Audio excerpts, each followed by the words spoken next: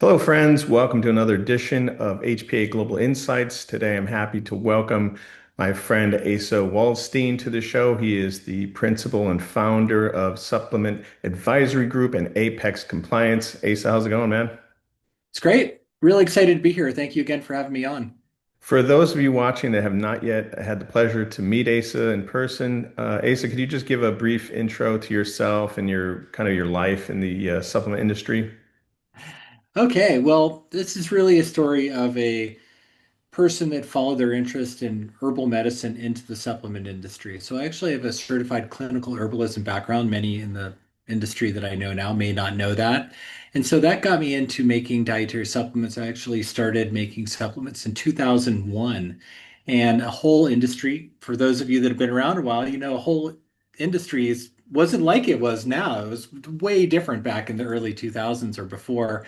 So, starting supplements in 2001, I really saw the implementation of new regulations, GMPs for supplements, common allergen labeling law. So, I learned a lot of these regulations and GMP legislation and laws from kind of from the inside out of the conference room and the boardroom. How do we talk about our products without getting into trouble, but also in a way that's effective and not truthful and not misleading at the same time? Yeah, that's a big one. And it was, I think every country has gone through that wild, wild west period of supplements. Um, but I introduced you as the founder of two kind of separate groups. So let's kind of dive into the differences between the Apex group and Supplement Advisory Group. What are the differences of those two agencies? Yeah, Supplement Advisor Group is the consulting arm. That's the first entity that I started with several years ago. And we really focus on identifying and helping companies talk about their products either on their product labels or on their website. So identifying risky marketing phrases on dietary supplement labels, what can lead to litigation, what can lead to warning letters, that type of thing. And then, of course, reviewing websites and doing a lot of training programs. So I do something called a regulatory expert package where I kind of go in depth on companies' marketing. And then we have kind of a town hall where we talk about what it can get you in trouble, the reason why, and potential lower risk ways to do that. So it's really kind of a here's what can get you in trouble, and here's all the reasons and educational foundations of how to not do that again. And that's Supplement Advisor Group. And a few years ago, I had a lot of clients asking me for website reviews. Hey, can you review my website and let me know what can get us in trouble with the FDA or FTC or plaintiff attorneys? And at that time, there really wasn't a way to easily search websites and find keywords such as all the disease words we know about. I've got a list of a couple hundred that I developed over the past 20 years, and I couldn't find a way to just scan websites, large amounts of content, and have an actionable report. So I actually built an internal tool. I don't remember what I was calling it at that point, just probably ACES tool. And it really helped look at websites and that type of thing. And kind of word got out. My clients and colleagues started asking me, hey, can you we license this and buy this product? And that was really the genesis of how Apex Compliance was born. So I launched about 25 months ago.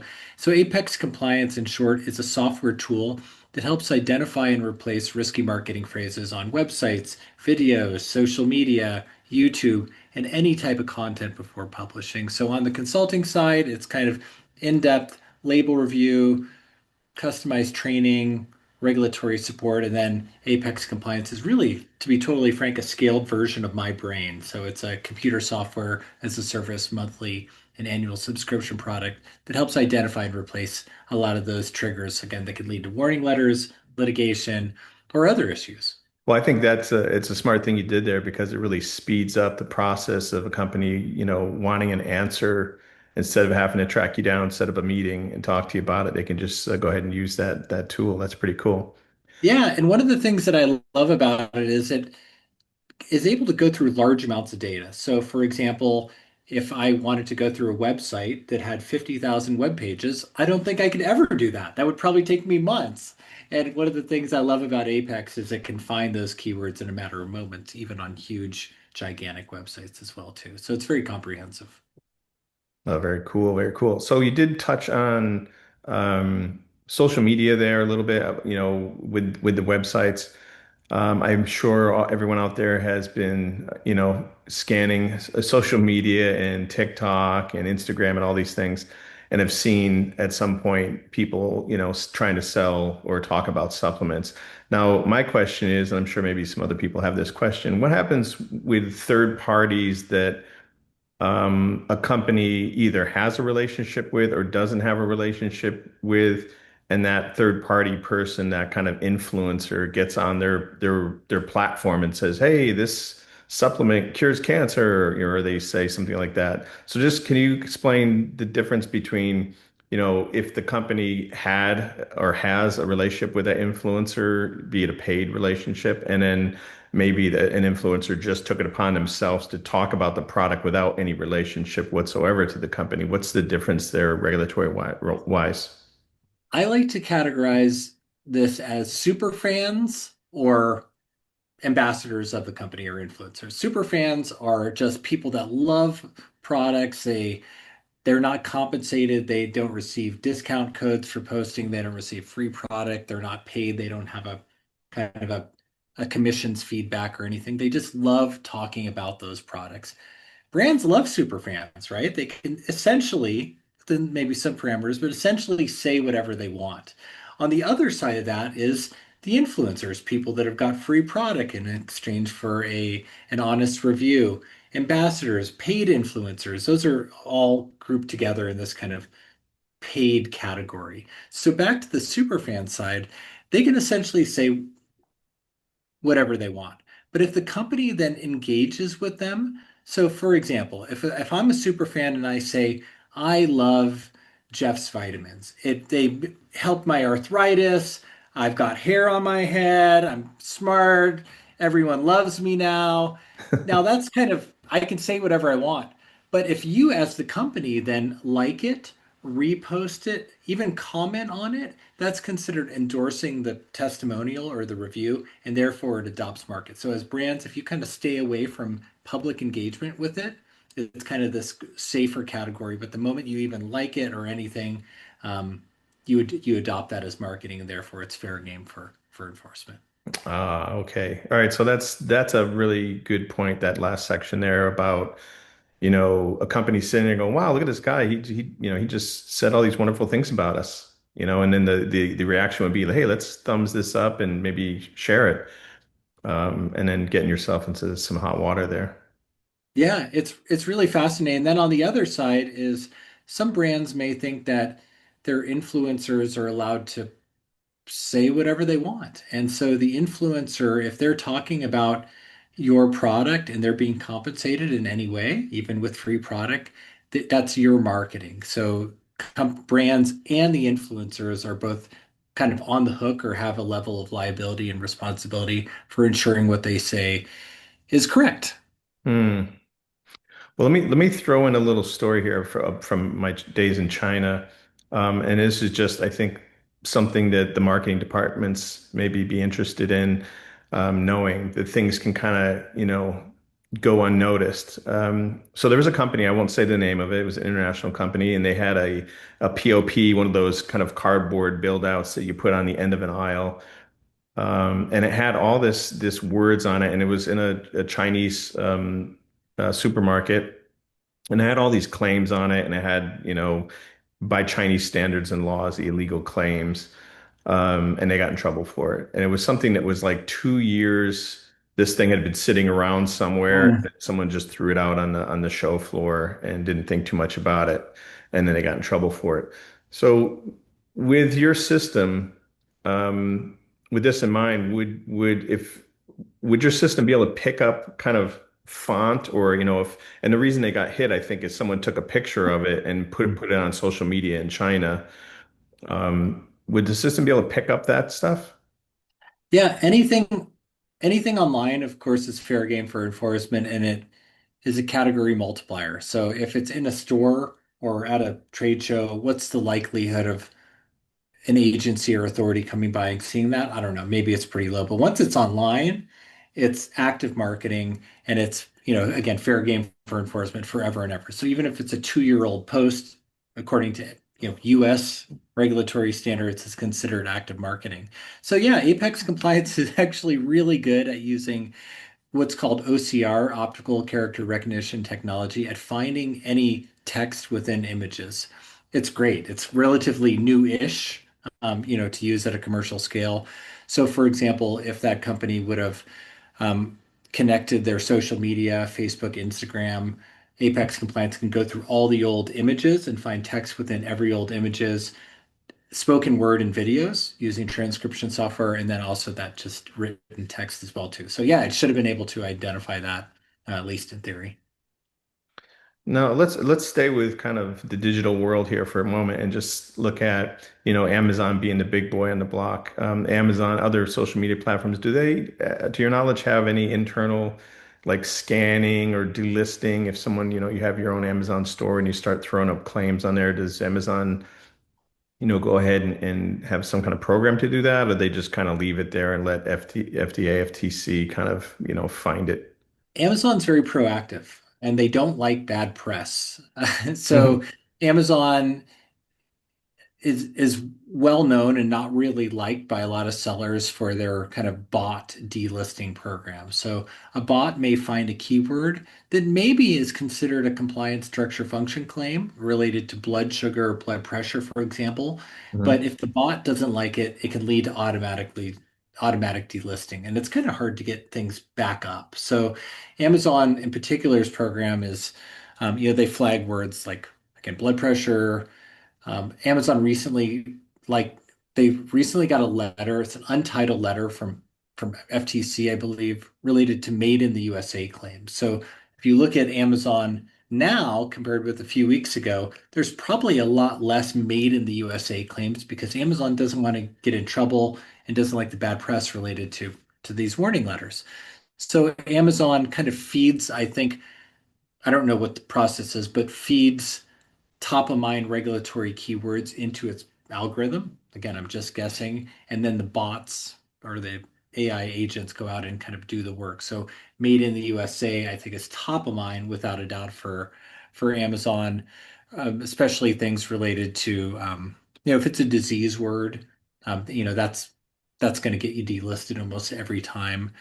Number one best selling, things like that. The bots, according to the Amazon code of conduct, the bots kind of look for things as well too. But what's kind of weird and somewhat unpredictable is the bots tend to have kind of a mind of their own. So they tend to delist products that aren't even related to any code of conduct type things. So yeah, it's important to keep in mind that of course everything should be compliant to FDA, FTC standards, but keep in mind that Amazon doesn't, if they're getting in hot water, like made in the USA, for example, um, they're going to start flagging those words without a doubt. Now, the Made in the USA thing, is that because they don't want to get involved in having to be able to prove that it was made in the USA, or why is that on top of their list there?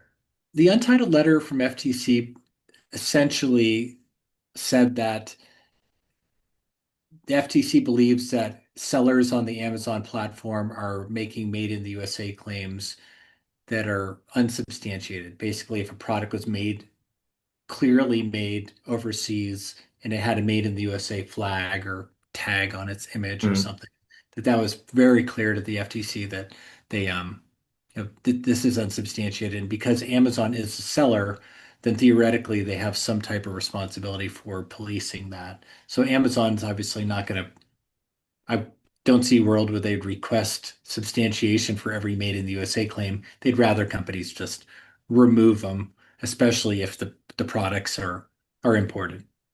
Yeah, that makes a lot of extra work for them. Yeah. Um, I mean, Amazon really just wants to streamline. I assume all tech-based companies want to streamline everything. Amazon not only sells dietary supplements, but they sell boots and personal care products and prescriptions and OTCs and all these different things. sure. And it's a lot to keep in mind. So kind of having a system that they can overlay on their platform, I think probably makes their life potentially easier as well. Hmm. All right, to your knowledge, what about brick and mortars like Whole Foods or Walmart? What kind of systems do they have in place that you know of? Yeah, with Whole Foods, on their labels, so when Whole Foods brings in a product, they'll primarily look at the product's label. So that's really what's being scrutinized. I know this just through my colleagues that they do ask for substantiation for any structure function claims. So with substantiation, I think of it kind of like a driver's license in the US is um, you you need to have one, but you probably don't need to pull it out and show it to a police officer very often. But when you're asked, you sure better have it. So substantiation, of course, all structure function claims for dietary supplements, you need to have data to back it up before you market it. And then if you sell at a retailer like Whole Foods, they're going to want to ask, they're going to want to see the work. They want to show that driver's license or that substantiation dossier. But then Whole Foods has some nuances. For one, and I think this is interesting to me and to your audience, is related to non-GMO claims. According to kind of quote standards, a company can make a dietary supplement non-GMO claim as long as it's compliant. Well, Whole Foods goes a step further and says if your product's not certified organic and you're making a non-GMO claim on the label, you actually have to have it certified, not just verified. For example, through a non-GMO project verified program or certified program, which is I think it's really important to discuss and highlight because what companies don't want to do is build their marketing plan around getting into Whole Foods only to get to that final gatekeeper and they say, "Wait, you don't have certification. That's going to take another 3 or 4 months and add costs." So that's something that we all should be aware of. Yeah, I mean, people, there's just so many steps to, running a supplement company from coming up with the formulas, and there's so many things that coincide with that's, international regulations beyond the US. All that is a huge, can be a huge headache after the fact. But what is the latest and greatest coming out of Apex? Like, what are you working on right now that maybe is not available yet, or you just launched from the company? Never a dull moment in the startup world of compliance software. So lots and lots of fun stuff happening. The social media component that I alluded to, that's that's pretty new. Connect an Instagram or Facebook business account. It'll go through every old post, images, videos, pull things away. That's very, very exciting. Coming out real soon, we also have an Amazon feature where companies will be able to connect their Amazon storefront and it'll go through all the images, videos, and text within all their Amazon pages, all their ASINs in a matter of moments. And Mm. that's really helpful, especially made in the USA, that type of thing as well. We also, before supply side, we're going to be launching Apex 2.0. You've heard it here first, and this is actually a smart AI chatbot feature, completely redesigned platform with Apex. And the smart AI chatbot essentially is me, but smarter in an AI chatbot that's going to help users understand context, review content quicker, summarize reports. And so that's a really, really exciting project that's fully underway right now. Well, Lisa, you're doing some awesome, very much needed work, and right on the cutting edge there with all the AI stuff, floating around us right now.